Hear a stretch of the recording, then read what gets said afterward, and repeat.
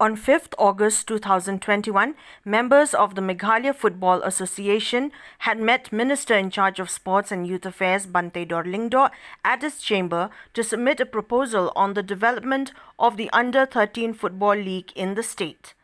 After the meeting, the media caught up with Meghalaya Sports Minister Bante Dorlingdo, who informed them that a proposal had been submitted by the Meghalaya Football Association on the Under-13 Football League to be held tentatively from January to March 2022. However, Lingdo stated that the feasibility of conducting the league at the district level and the finals in Shillong would depend on the COVID situation across the state. He added that this proposed league would include girls and boys of ages 4 to 13 years.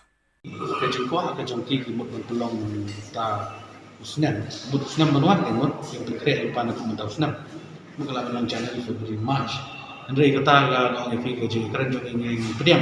tong batang ga we problem ka ba minta kadang dal kan ka pandemic ditang kita kani kan long nadu ka each kan sedang nadu sausan senam kum to terus senam adu kalas senam mungkin pelong zaman ki district kini ki affiliated association ki affiliate dengan umbat ka